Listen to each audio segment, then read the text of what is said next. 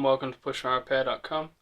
Today we're going to show you how to repair an older Briggs and Stratton Pullstart and how to put a new cord in if you've got problems with that. Here we've got an older style Briggs and Stratton vertical pull start, and we're going to show you how to repair it when it's got a broken or snapped cord.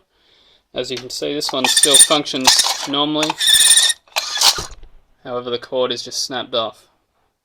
So we're going to show you how to replace that cord now. So you flip it over to the bottom, and if you can read the caution notice, it says be careful because there's a tightly wound spring underneath. So we're going to carefully pop this off and try to not have the spring pop off in our face. Best way to get this off is with a flathead screwdriver and just go around the outside edge.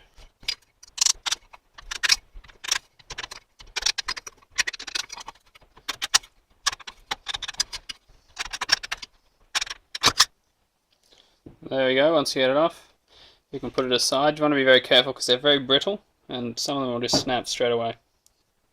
Okay, you want to remove this bolt here. It's a 7/16 bolt. You want to slowly and carefully unwind it while you hold the middle piece. If you don't have a 7/16, an 11mm should work. Once you remove the bolt, the spring's going to want to move. If you do it just like that, you can gently pull out this part here. It's a little tricky to get off. And then what you want to do as carefully as possible is leave your spring there, because if your spring unwinds, it's a real pain to get back in. Then you want to gently pull up on your starter.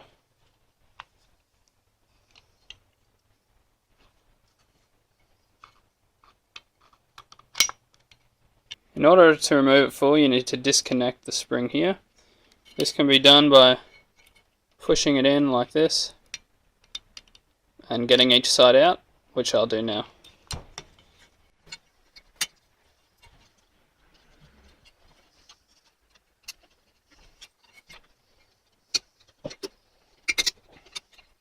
Once you've got it free, you can take off the clip, and then you're going to need to wind it up like this. There you can see the rope. A little trick that you can do is you can use your clip to pry the rope up a little bit. That way, when it's up like that, you can get your needle nose pliers, grab it, and then pull it out. Now the rope's out, we'll have to get our new piece of rope and put it in. Now you're going to want to get your new cord, just push it in the hole and then spin it side to side as you push in.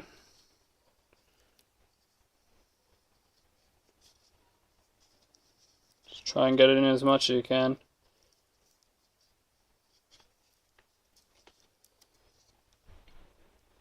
And if you get your clip again, and flick up the end.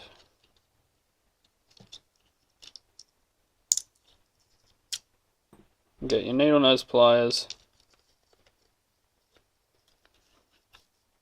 You should be able to pull it through.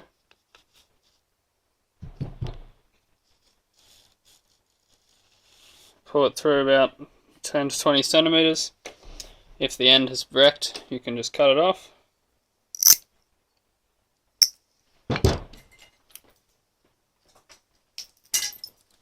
Give it a quick melt with a lighter. And then tie yourself a little knot.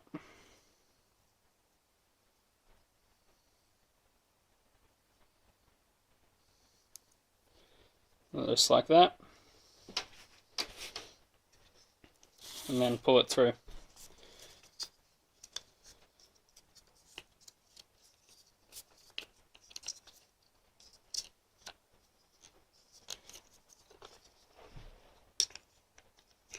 You need to make sure your knot doesn't stick up and inhibit the rotation of the shaft here, or that could affect the function of your starter.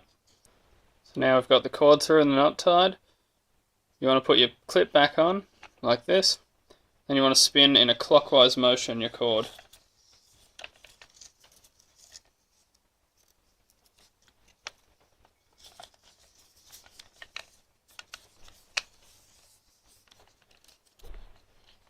can then secure it with some tape,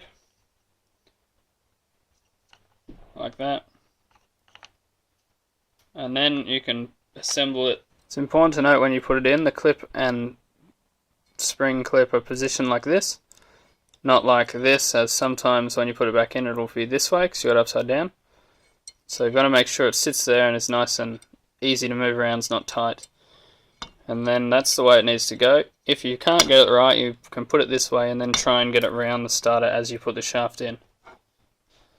Once you've got your starter in, you want to put this piece back, connect it to your spring, put your bolt in. Then you want to come over here to this little bolt. It's a 1/4 inch bolt. You want to undo it, remove this clip, then pull up on this pulley here. Now you get some needle nose pliers.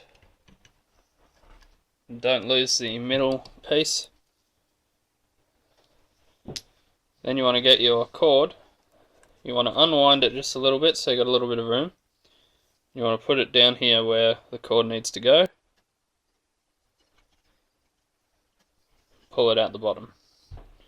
You then want to get your pulley, put it back together, drop it in the groove, pull your cord down so it's on it like that. Then you want to put your clip back on.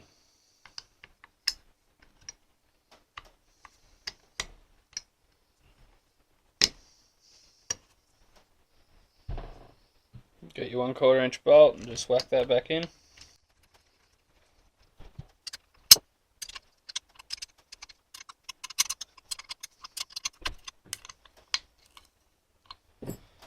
You want to whack your cover on.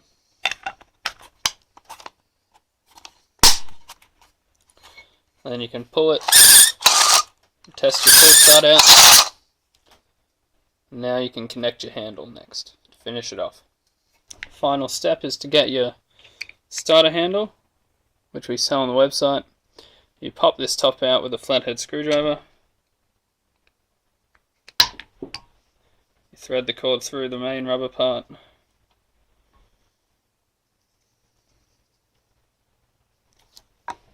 Then you thread it through the bottom of this part. You can grab it with your needle nose pliers or something else if you can't quite get it to come through. Once you've pulled the cord through, just tie a knot in it like we did before.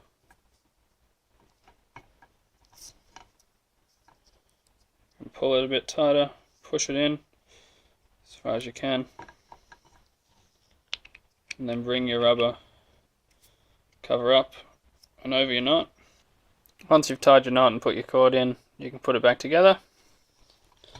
Your Pullstart should work.